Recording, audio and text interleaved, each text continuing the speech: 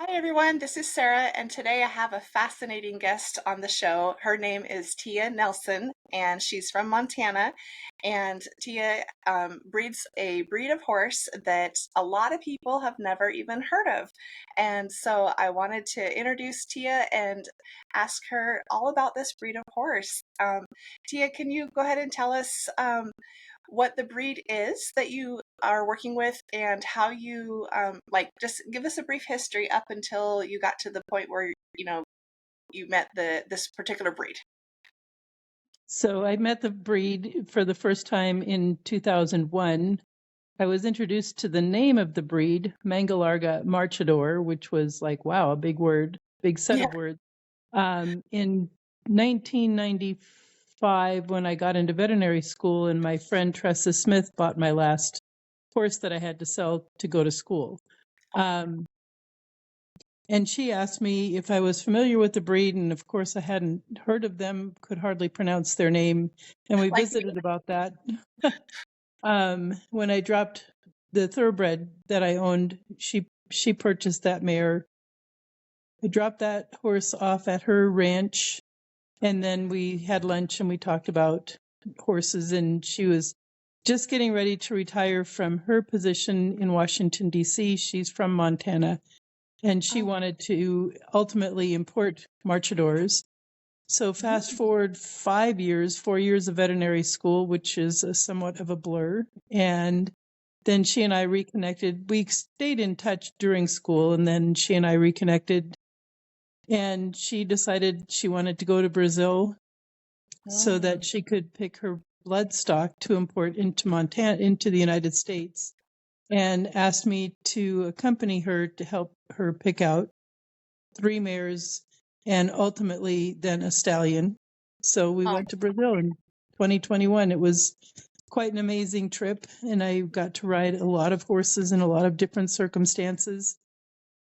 And historically, I'd been involved with horses since, well, probably 1978 when I started training horses, and then 1980 I went to horseshoeing school, and then oh, it was 99 before I graduated from veterinary school. I got in 95, and I had been around a whole bunch of different breeds, and everybody has their favorite breed, and I think that's a good thing so that the breeds can be propagated. And so when Tressa was so excited about the Marchador, I was interested but not completely sold.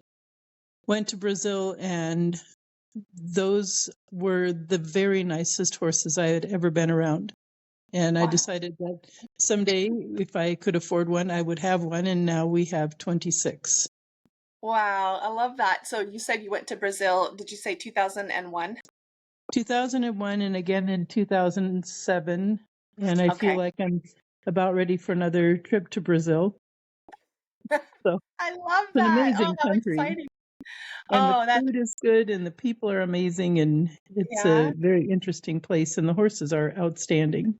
Really? Wow. Okay. So, I have a lot of novice questions here, but when you picked out those original four, a few mares and a stallion, Hmm. um, what kind of this might be kind of a one-off, but what kind of colors did you select in Well, order to get the most variety?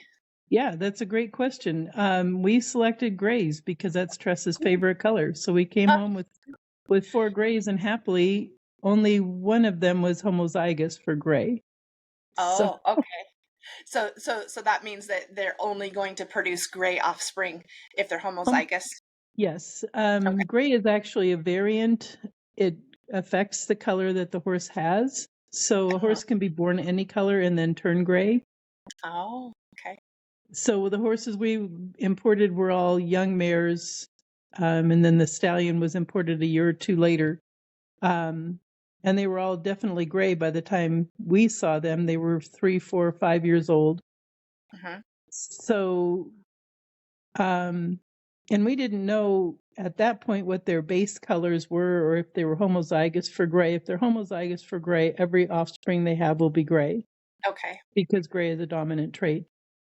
Um, One of the mares my favorite, was almost certainly homozygous for gray. We didn't ever test her DNA, but she never had anything but gray foals. Mm-hmm. But then I got one foal from each of the mares that Tressa imported. I got one a year when they were yearlings. Oh, nice. And I was going to ask you that, how you got yours from her, or did you go to Brazil? no, I could not afford to import them. So I got Colt the first time. Chico, we still have him. We got him in 2006, and he's Mm-hmm. a gray, but he is not homozygous for gray. Then the next year we got Betania from Tressa, and she was a gorgeous little filly. She's a bay and stayed dark bay, so she's not carrying the gray gene. And then the third year we got Nazare, who is she was born bay and she turned gray, but she was not homozygous for gray. And I did Okay. her DNA. She has had two foals. Both of them are gray, but she should have a 50-50 chance of having a gray or a solid foal if she's Okay. bred to a solid horse. Oh, okay. Nice, nice. Okay. So it's good when they don't have the homozygous gene if you want a variety of colors. So that Exactly. okay, okay. Nice. So can you tell us a little bit more about the breed in particular as far as like what combination of horses like historically made this breed? Okay. They came from a mix of horses that were Brazilian horses that were gaited. And this was about 200 or 300 years ago. And then the King of Portugal gifted the person who was the ruler of Brazil with several Lusitano type Oh, Iberian Peninsula horses. So yes. that brought the refinement and the beauty of the Iberian horses. And then they selectively bred for these horses for generations, hundreds of years. Now it's a DNA registry, so the parentage has to be verified by DNA, not by just someone saying, yeah, that horse is the father of that horse. Nice. And in Brazil, a foal who is the offspring of two registered Marchadors in the Brazilian registry, which is the ABCCMM, they are automatically eligible for registry in the ABCCMM, and they have what's called the inspection at the foot of the mare, where they pull DNA to prove parentage. They check to make sure that there aren't any issues with their bite. So the occlusion of the teeth is normal. They don't have issues with their eyelids, so no entropion. They have normal eyes. The eyes cannot be blue.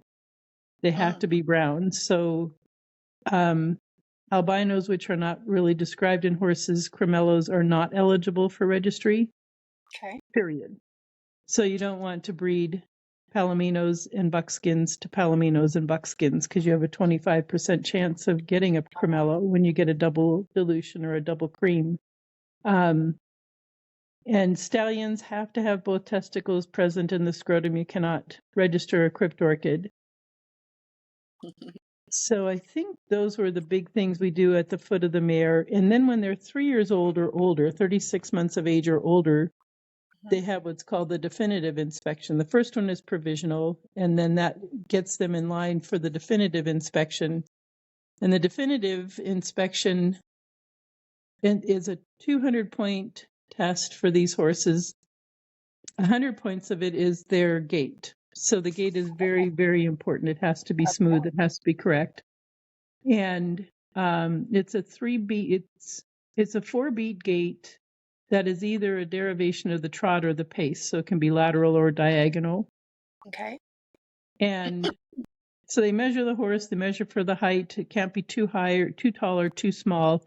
They check color. They check to make sure that the DNA is this is the horse that's being represented. When they have their provisional inspection, they microchip them. Oh, And nice. then so they have a definitive identification for that animal. Yeah. And then when they're 3 years old, 36 months of age or older, they have the definitive inspection. And that ends up being a very involved inspection. It takes about an hour to an hour and a half for each horse. You present the horse, they measure how tall it is at the withers and at the croup. The croup cannot be higher than the withers by more than 2 centimeters. Okay. So like you see a lot of quarter horses with these big high Yeah, I was just withers. picturing that. I just thought Yeah, that was a young horse attribute and that they evened out later. they But can, but you don't want a horse that's downhill. So you don't want the croup to be higher than the withers.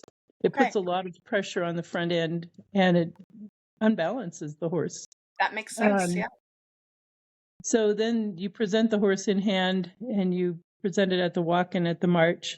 And then you, after the measuring and everything is documented in the horse, there's nothing that will prohibit it from becoming registered. Hmm. Then you saddle the horse and you ride the horse and present it for the inspector to watch the ride. And then the inspector gets on the horse and rides the horse, him or Wow. herself, to make sure that the gait is as good as it looks.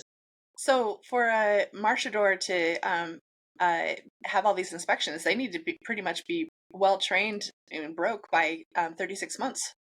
Well, and that's a good question because I don't like riding young horses until they're into their 3-year-old year, and we Yeah, so don't use they them kind of hard until they're 4 or 5.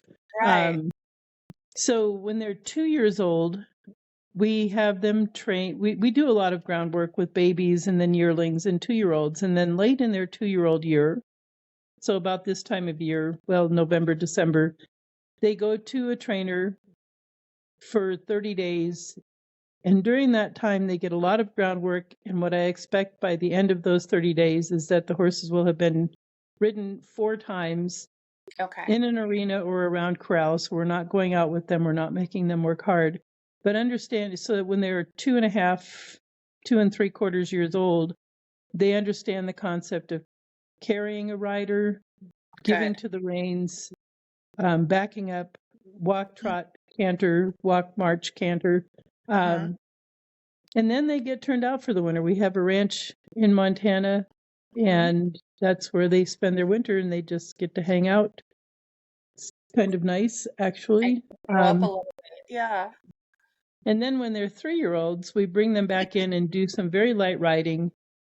The thing that I like about this breed, and I think what brought me to the breed more than anything, is their disposition. And one Mm. of the parts of the inspection is that they're amenable to being handled by people, that they're friendly, Mm. that their I love that. personality is biddable and sweet. And they breed for that, and there's no question that personality is heritable. So Nice. these horses are more like golden retrievers than, you know, other potential breeds. Um, very, very, very easy to train. They like people. Every single foal we've had born, when they first hear our voice, they actually nicker. It's almost like Oh, they're how genetically sweet. programmed to recognize us. It is. It's amazing. Oh, So it makes it a lot easier for training and having them ready to go because they really like to please. They're oh, very I love smart. that. So speaking of young horses, I know like with the Arab breed, they need a little bit more time to grow up before you start riding them. Is that the same with the Marchadors? Yes, I would say that's the same. Even though they get ridden by the inspector when they're 3 years old, the amount of riding they've had leading up to that is maybe 20 rides, and they have Okay. not been hard rides. They've been very easy rides just to make sure that they can gait under saddle Yeah. with a person riding them and not, be afraid. Yeah. Um, What age then? Oh, sorry to cut you off. well, it was interesting because we've had the same inspector for 6 or 7 years now. He flies here from Brazil to inspect the Oh, horses. oh, that's Um, awesome. it is. It's really fun. And we had 3-year-old geldings inspected one year, and I said, "Well, let's measure them and see if they're any bigger this year." He said, They won't grow." We measured them, and each of those horses was at least 4 centimeters taller than it had been the year before, which is a pretty significant amount. Yeah. Yeah. And they continued to grow until they were 5 in height, Okay. and then they mature more, for as far as their physical, muscular Hmm. development until they're 6 or 7. So what age, like if somebody wants to buy a foal, or maybe that's, well, a young horse, Mhm. what age can they safely start carrying an adult rider and going on long rides? Probably when they're 4 to 5 years old. Oh, We okay. compete we compete in endurance, and you can't do a long distance endurance ride, 50 miles or more, until the Mhm. horse is 5.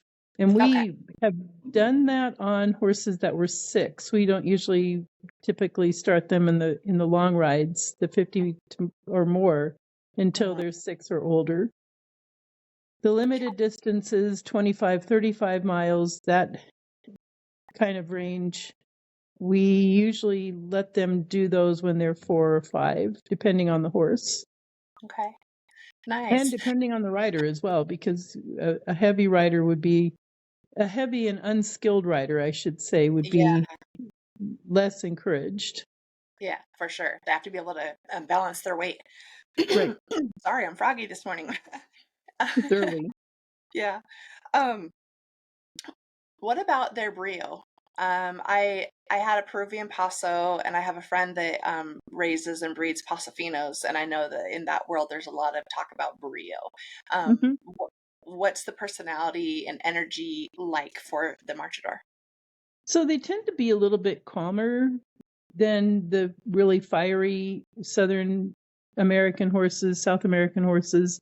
Um, they can certainly have a lot of fire. They're considered to be a warm blood by definition. Okay. Um, but they tend to be just really sweet to be around, and we have one mare of the Abba Iba line that tends to be a little bit more fiery than some of the others, but even she is not as fiery as, say, an Arabian. Yeah, yeah. And when I picture Brio, the kind of Brio that I like is the kind that's just like a real forward moving horse. That they're like Oh my excited goodness. to get on the trail, and they're not, you don't have to come on, come Right, on. They right. want to go, and they're snorting and they're feeling good, but they're safe. Is that Yes, what yours are like? that's exactly describes a marchador. Okay. And we've clocked them at 5 miles an hour or a little bit more in their walk, and their march can go up to 14 miles an hour, and they Wow. can just go forever. And I personally prefer a horse that has some place to go and something to do. So I Yeah, like a horse that will go down the trail like it's has a meeting that it's not late yeah. for, but wants to be on time for. I love And that. these horses will go out by themselves. They'll go out with a group. You can pretty much do whatever you want with them. Wow. Like you said, a golden retriever. That's a great way to, describe them. So since they do have the Lusitano in their blood, do they have like the arched neck and like They thick do. features? Yes. Yep. Nice. I It's love very attractive. that. And then, uh, oh, my question's about escaping from my head. Um, well, I guess we'll just go on to what's the typical height for them? So they run about 14.2 to about 15.2 when they are 3 years old or older. So That's a good height. usually, I mean, our horses tend to be inspected when they're 3 years old, and they run about 14.3 to 15 hands at that point. We've had a Okay. number that have finished out at 15.3 hands, which is higher than breed standard, but they were that standard when they were 3 months old, or 3 years old, I'm sorry. Nice, nice. Okay, I thought of my other question. So with the Pasofinos, a lot of them, from my experience, and once you get used to them, it's not a big deal. But they're like almost like if you touch them, they're gonna explode, like they're pent up energy. Yeah, These guys aren't like that. no, Okay, I love no, that. Okay, they're just calm.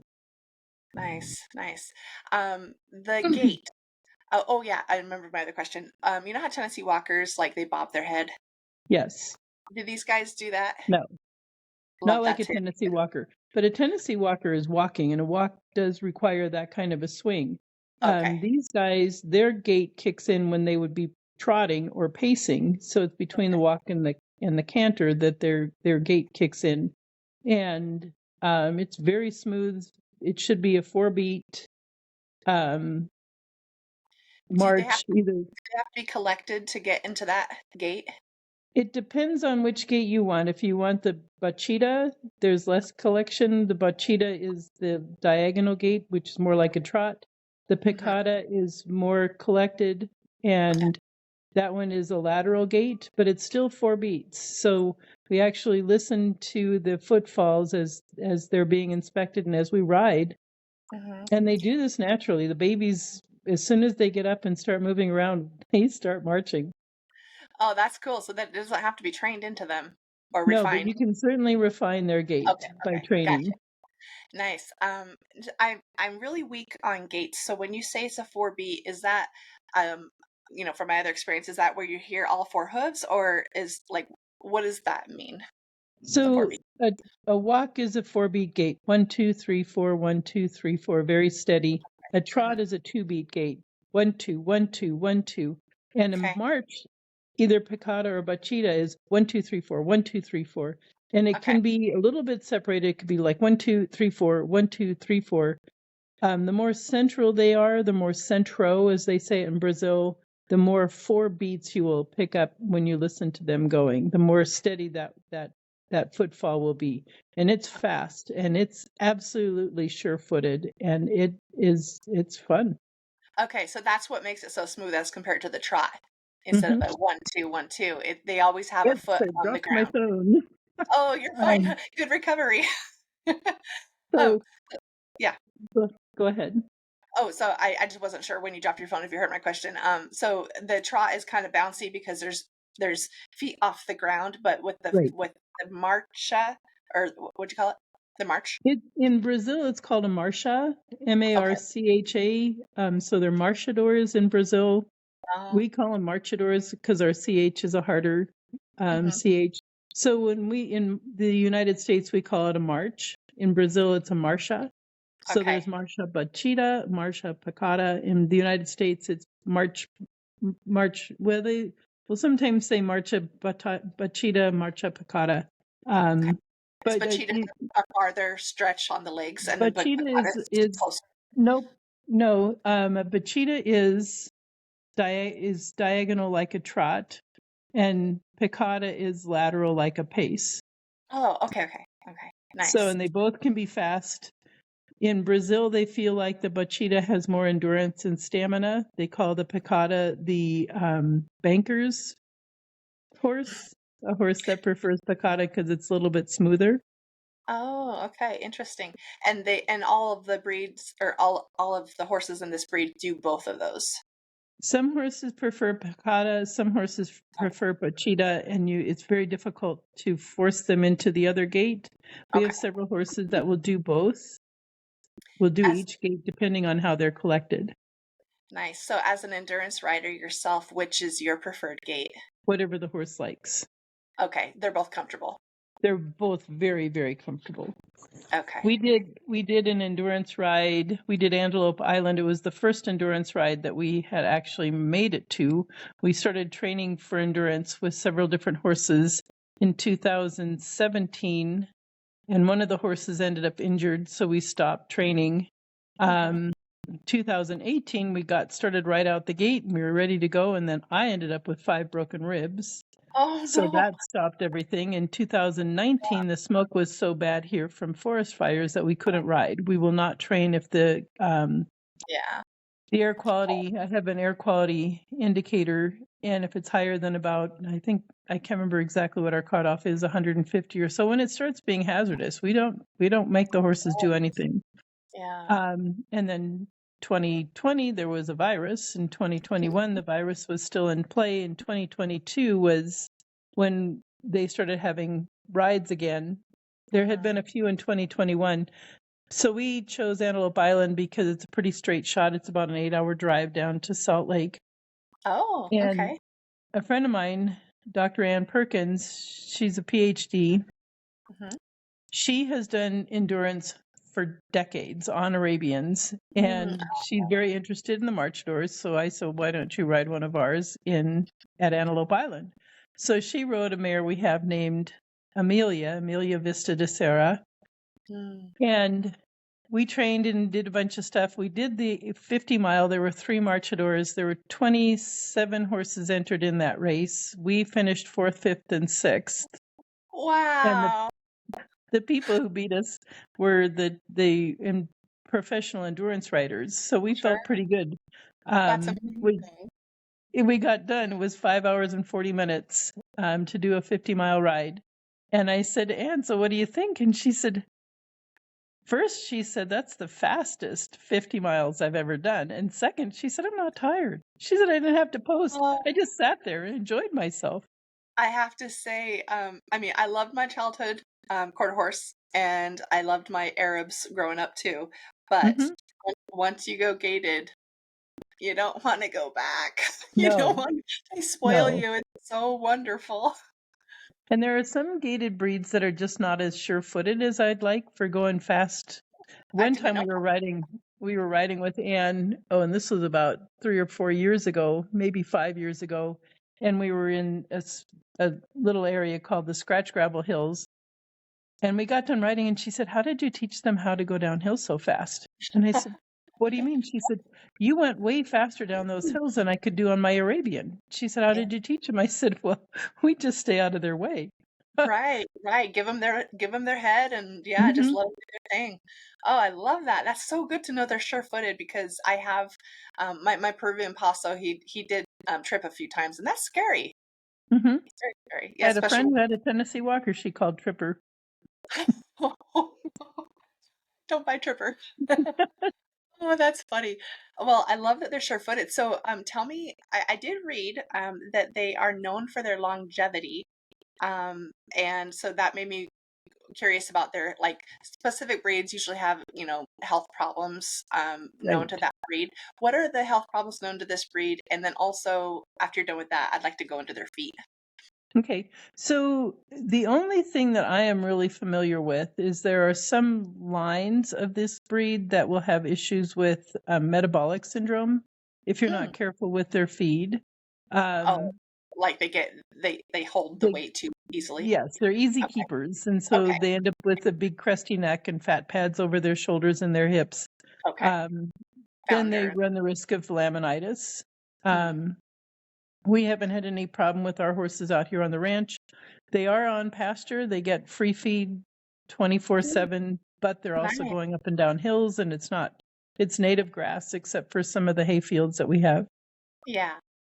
Nice. Do you have to in the spring when the grass is coming up, do you have to like rotate that, like give them only a certain amount of time on the grass and pull them off of it?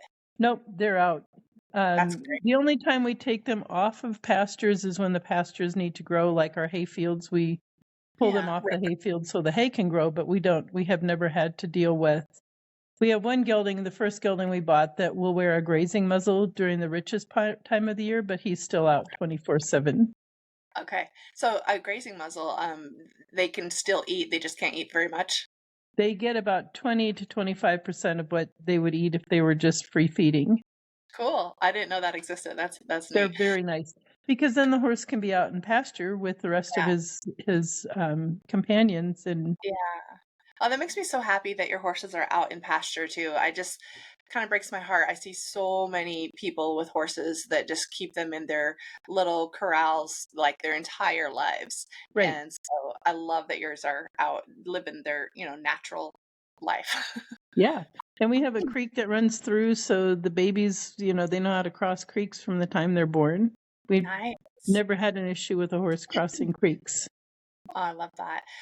Okay, so back to hooves. You mentioned that you were a farrier, which is so incredibly awesome, being a female, and that you did it so many years ago. I think you said in 1980 is when you became a Yep, farrier. that's when I started.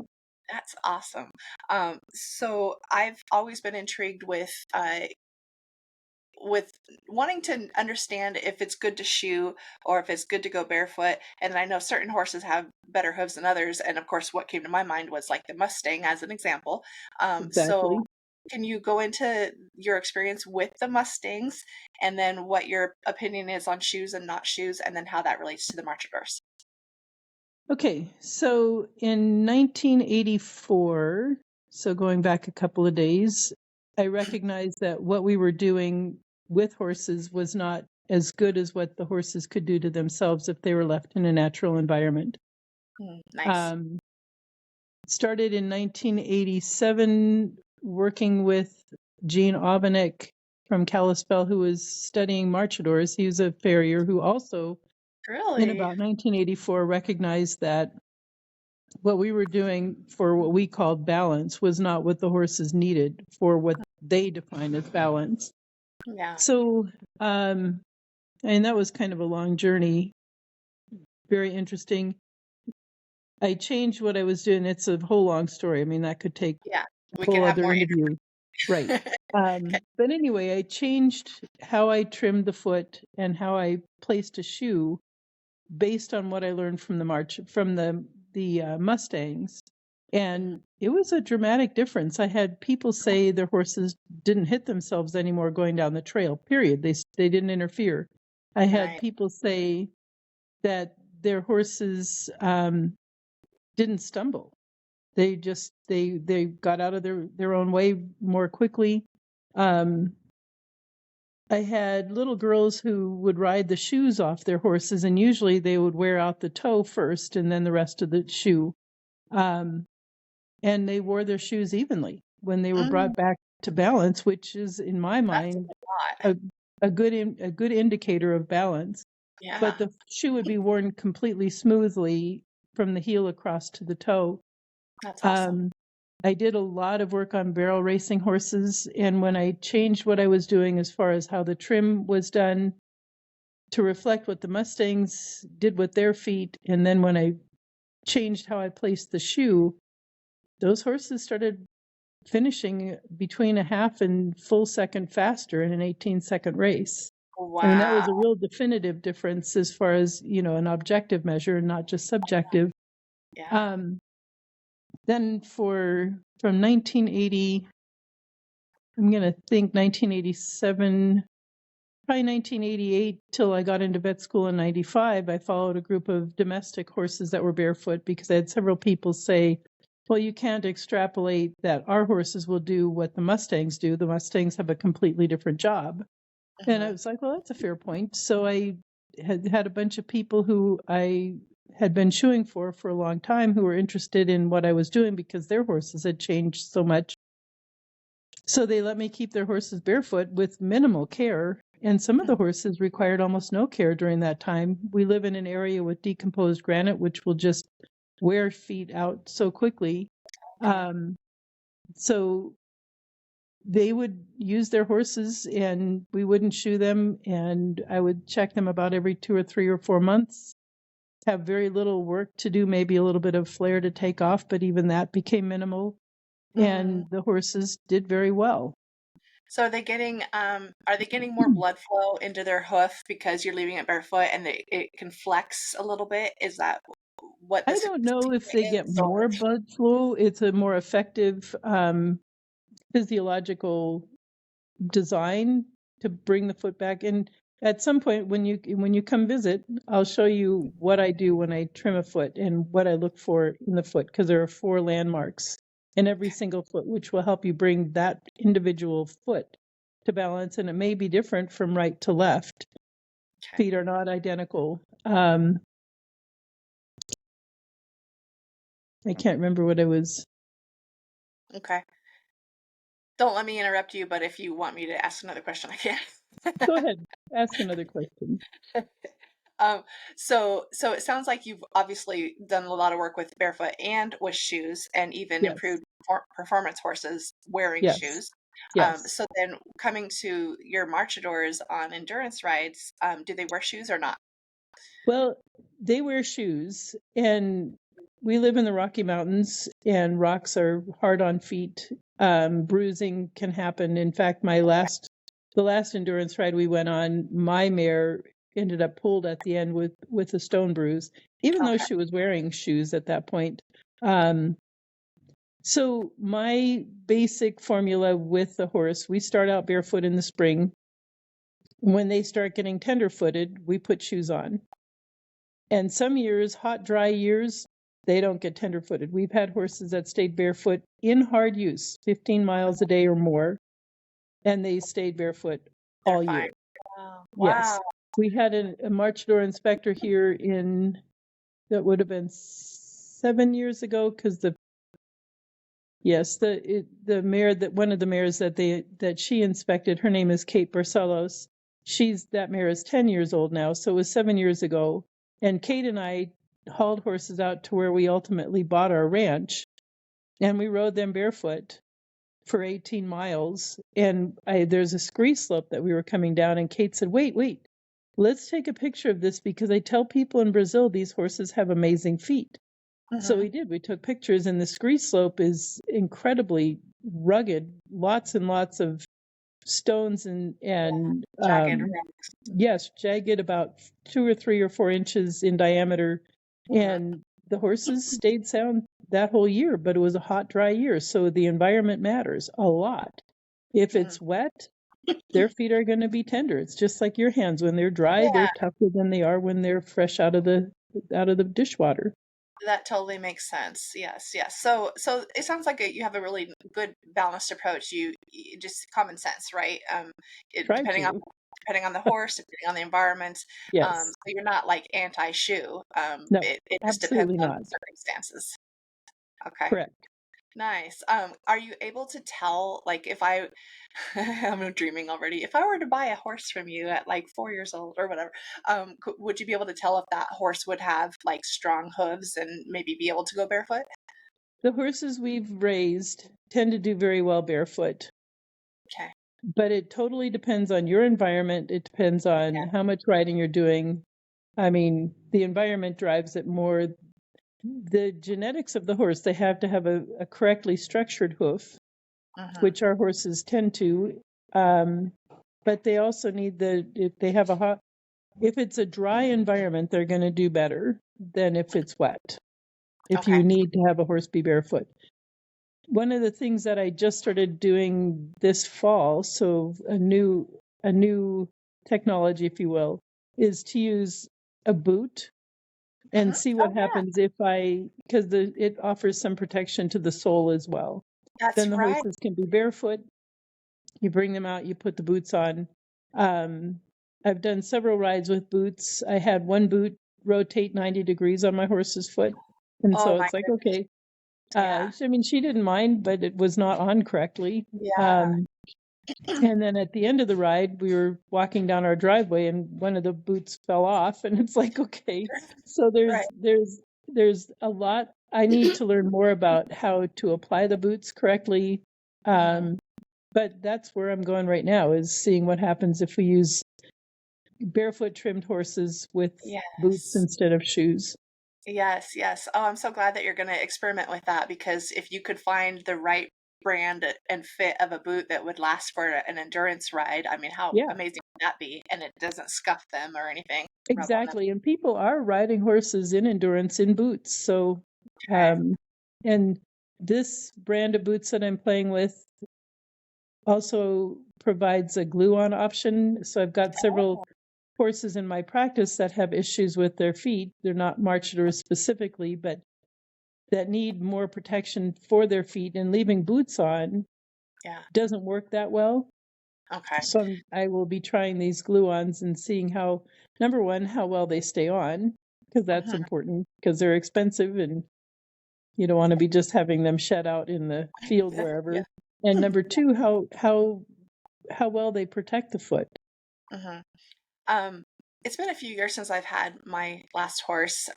So I call it, I'm in between horses right now, but I feel like back when I was researching different shoes and boot options, I feel like there was even one that was like, rubber's the wrong term, but it was like a plastic or rubber shoe. Have Hmm. you seen that?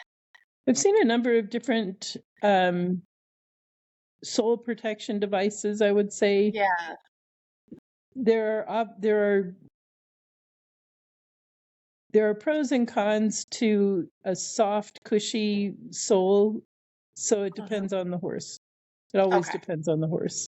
Yeah, that makes sense. Okay. Wow. Okay. So to recap on these Marchadors, they seem like they have a lot of upsides. Their personality is number one. their smoothness with their gait, number two, number three. I mean, maybe not in order of importance, but it's just in my Hmm. mind. No, They're you're they're fine. really sure-footed. Hmm. They have a forward movement and want to go and a zest for Right. life. They obviously have like strong, healthy hearts and cardiovascular systems if they're well made for endurance. Um, what else should we know about them? Maybe like how versatile are they really? Can they be a jumping horse? Can they do barrel racing? Can they like what other things can they do? Well, they're not going to be blindingly fast in a barrel race like a quarter horse. Quarter Okay. horses will always rule there, in my opinion. Um, when we were in Brazil, the second time I went in 2007, we were at a place where they trained dressage horses and combined training horses, so cross country. And I Yeah. asked the man we were visiting if the Marchadors could jump. Hmm. And he said, "Oh yeah, of course they can." So this man was out riding in this arena. There was a 5 foot high, 6 foot wide fence that was just a solid Wow. fence, but there Yeah. were no gates to the fence. It was just a fence all by itself out in the middle of this arena. And he yelled at them and, "Mark, ride that horse over that jump." So the guy did a circle at the canter, brought that horse. We were behind the horse. The horse was on the other side of the jump from us, and she actually disappeared before she got to the jump. The jump was 5 feet high. I mean, that's 15 Oh my hands. gosh. And she just popped over that with her little ears forward, totally scopy. And I'm like, all right, that was awesome. And That's crazy. never even hesitated. And even though she had a 6 foot Yeah. target, there were no gates leading to it. That's And incredible. yeah, Wow. and so we ride up in a lot of canyons that are pretty rugged. I mean, it's Hmm. wilderness, and there are standing deads because of the trees that have died from bugs and the bug kills and stuff, the beetle kills. Yeah. And we usually carry a chainsaw with us, an electric chainsaw to cut out downfall.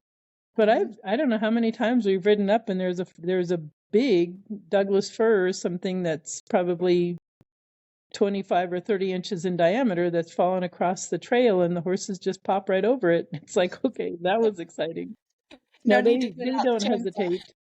Uh, For gaited dressage, they do very well. They use them in mounted archery. In Brazil, oh, they use the horses pretty much for everything we use quarter horses here for. okay. And we have several ranches that love for us to come with our marchadors because the horses can cover so much more country than a quarter horse can. Because why? Their endurance. They have so much stamina. In Brazil, they breed for the stamina. They're not breeding specifically for endurance races, but they want a horse Yeah. that will last. So, I was yeah, go ahead, I was please. Go at ahead. I was at an exposition in Brazil, which is what they call their shows, and there were probably 100 or 125 horses being shown at that exposition, and every horse competes in every class. Mm, And when they're not competing in a class, they're marching around the perimeter. So it was like a half-mile track around the outside. And so all day, these horses are marching they're around the going, going, perimeter. And when they're not marching, they're showing in one of the classes, in their trail classes, their equitation classes. They're all the different classes you see in a typical horse show here. And going. I was sitting next to a man who was an inspector of the breed in Brazil, a technician. And I said, "Boy, that little mare there is very, very nice, a pretty little bay mare." He said, "Oh, she is very nice, but she won't win." And I said, "Why not?" He said, "Because she's tired. Watch her." He said, "Watch when they end." So it was about probably 4:30 or 5 in the afternoon, and the horses all lined up around the perimeter of this arena, which was like a half-mile track. And that little mare was tired. She got done and she just had her head down. He said, "Yeah, she won't win." And she didn't. She's a nice Mm, mare, but she hadn't been trained enough to have the stamina, but the rest okay. of the horses looked like they were ready to go, To keep going. Wow. And to and and keep this mare going. that you're referring to was also a Marchador. She was. She just She wasn't was built up young enough. and had Yeah. not been Okay. built up enough.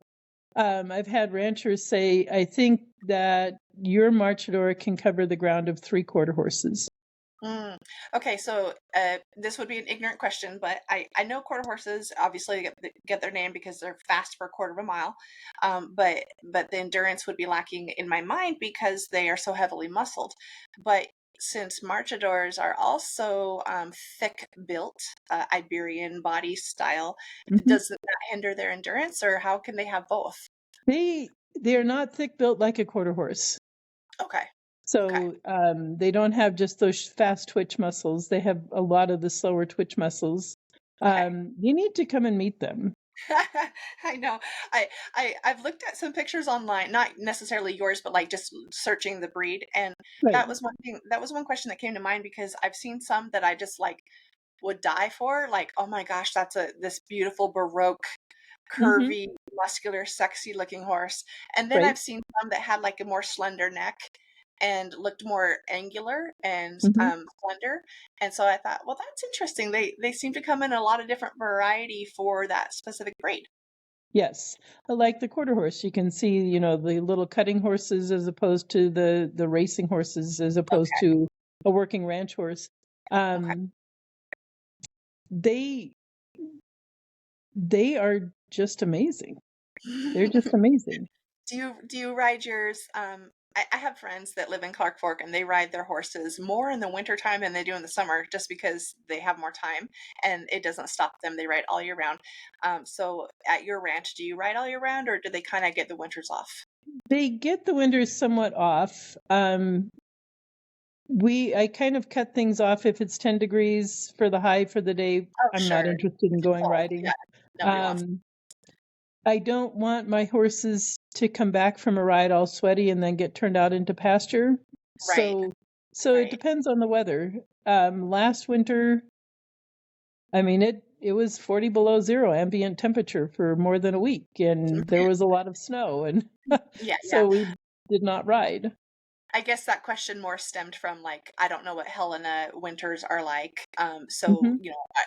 are you able to ride in the wintertime there if Yes, you wanted to and if it was warm yes. enough? You And can. like this year, we've had 0 degrees one time. We've had a foot of snow, but that snow is gone. And today it's 45 degrees, and I Oh, hope to ride this afternoon. oh, nice. Okay, gotcha. Well, maybe I will have to go there sooner.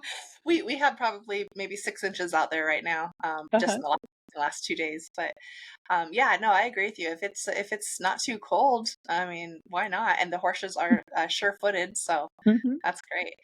Do you And have we access? have, I mean, we Mhm. ride in the canyons, but in the wintertime, we tend to avoid the canyons because of the ice. I have Yeah, shod the horses with snowball pads to keep the snow from balling up and ice nails for extra traction.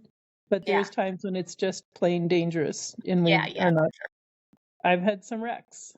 Yeah, yeah, and it's not worth that. No. No. Um, well, I cannot wait to come meet your beautiful marchadors. Good. I can't wait to And meet you. thank you.